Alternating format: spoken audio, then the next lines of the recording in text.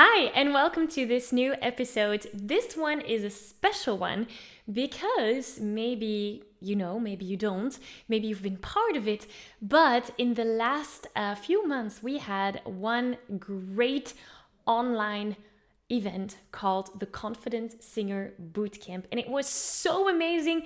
People were so engaged. There were so many singers, passionate singers, asking for feedback, posting their songs, and getting results by shifting one little thing in their vocal technique or even in their mindset.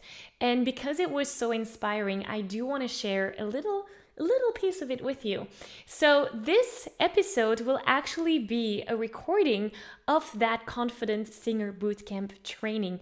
And it was just such an amazing event. So when the next one happens, I will tell you if you want. So in the link here in the description below, you can find the waitlist if you want to be part of our next bootcamp happening in a few months. So enjoy this very special episode, and I'll see you there in the recording. Bye.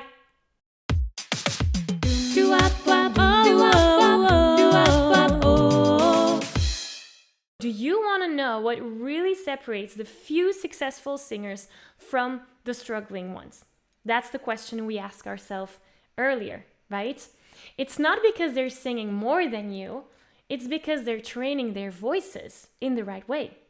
Let me explain. If you've ever felt like not being good enough as a singer and giving up on your dreams, then chances are that you can relate to this. So let me take you back to August 2008. I was 14 years old, ready to take my exam for the performing arts school that I wanted to attend. And I remember being really nervous and stressed and insecure. And I thought, oh, I want to learn how to sing, how to dance, how to act, how to perform. And this is a school that teaches me all of that. But why do I need to go do an audition where they judge you whether you're already good enough or not to learn these skills? You see, that didn't make sense to me. You want to learn something, but in order to learn it, you already have to be good enough. That didn't really seem logical to me. Anyway, I passed the audition, I got into the school, and a few months later, I auditioned for the most popular pop show choir in Belgium. This is it. A choir that tours Belgium and the Netherlands, that records albums, that performs as backing vocals for artists, and it was a big deal. And the choir is Studio 100 in Dutch, but the name of the organization at the time was Young Artist Academy.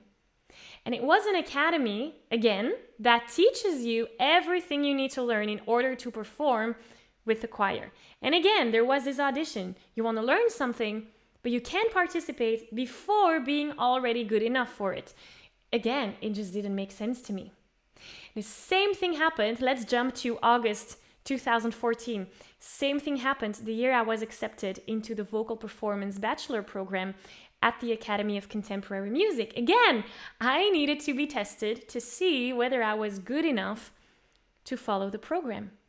And by following the different classes, I realized something. I realized that there are two groups of people in my class.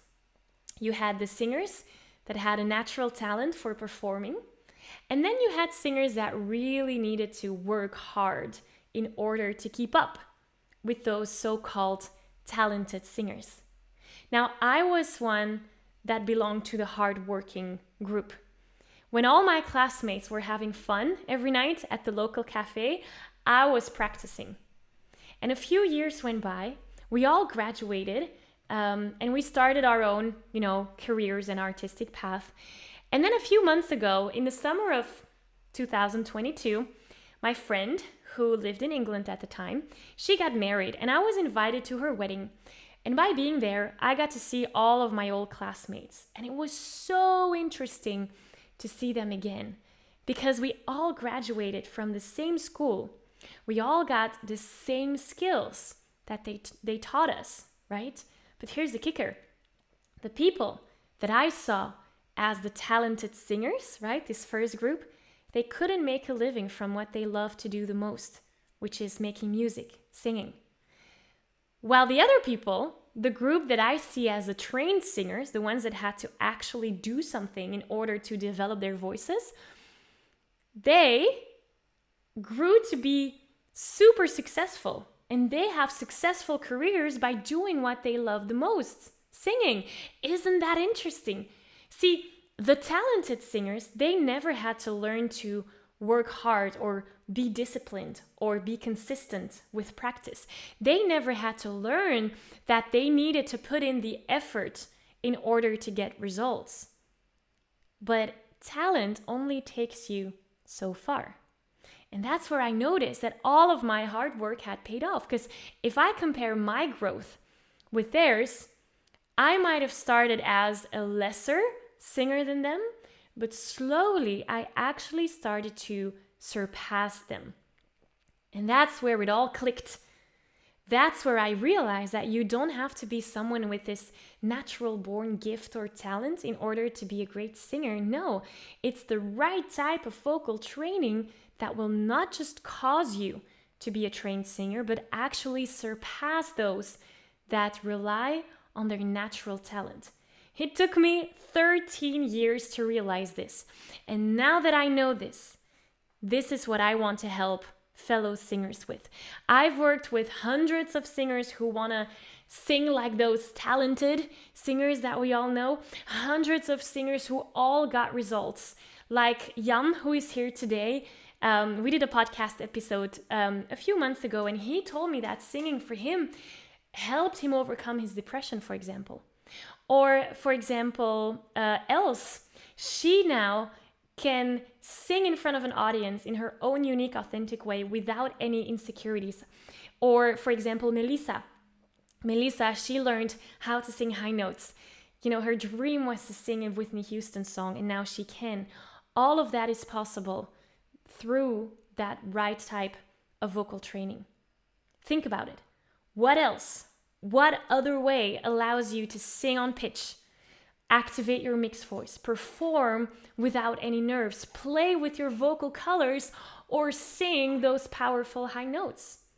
All successful singers that you look up to have one thing in common. And this one thing helped shape their careers. It helped them to get discovered. It helped them to sing how they sing now. And there's a great chance that it's this one thing that caused you to be a great fan of theirs. And again, what is that one thing? Well, it's that right type of vocal training. It's a specific type of vocal training. Think about it. Do you know one successful singer that cannot control their voice? That don't know anything about vocal technique? Probably not. In order to sing in a beautiful and healthy way, you need to know how to use these vocal techniques and how to use your vocal muscles and produce the sound that you desire. That's what it's all about. Here are just a few well-known artists that are known to work with vocal coaches. I mean, Celine Dion, Lady Gaga, Katy Perry, Beyonce, Justin Timberlake, Josh Groban. There's so many, even Ed Sheeran. He even talked about it on a recent show, and I do want to show that to you because it's so interesting to see what he has to say. So I'm going to show you a little clip of that interview. It's so powerful. And do you still have some of those old... My thing, when people go, you're so talented, you were born with natural talent. I'm like, no. Okay. have a listen to this, right? This is the... Has this been played in public before? No.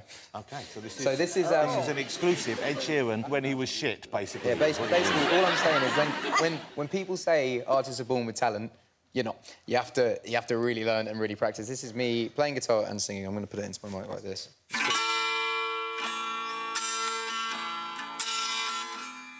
It's okay so far.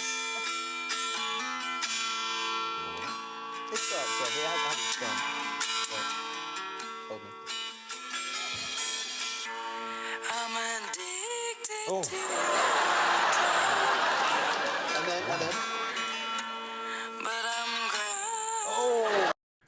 That was Ed Sheeran before he practiced. I mean, that he's just living proof that this right type of vocal training makes such a big difference. And if I look at my own personal story, I see the same theme coming back.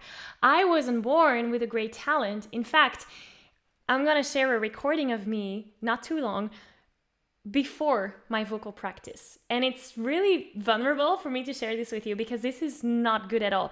Well, actually, I did have a little bit vocal practice there because this was my 6th year at the Performing Arts School. So this is me before the right type of vocal training.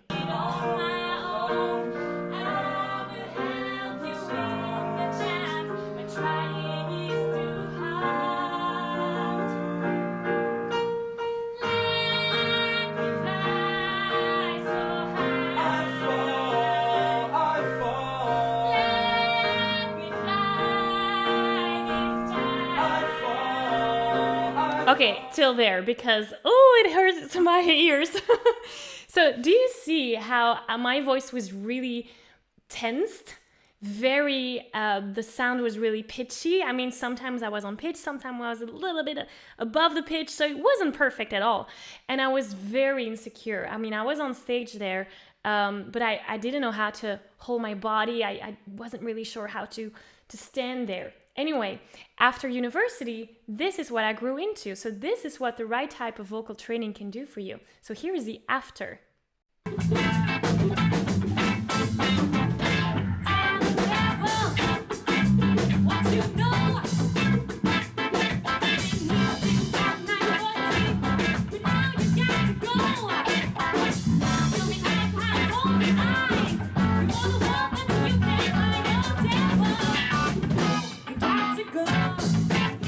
See how much more confident I had there on that stage? I mean, I was moving my body in a very natural way. My voice sounded very relaxed, very still powerful, but I wasn't like pushing my chest voice in the high notes, right? So very different than the first video that I showed you. And that is just by practicing. So all of that just to show you how important it is to have the right type of vocal training. And the last thing that I want to share with you is one thing that Jan, who is here today, shared with me too. This is what he says. He says, it's incredible what I've learned using specific vocal techniques in this short period of time. Learning to use head voice, cry, twang, bite, belting, singing silently, and especially the mixed voice that give me so much more freedom in singing.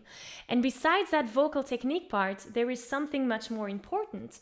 I am much happier again. My confidence is growing. I can enjoy life again. I welcome people into my life. I'm open to new things.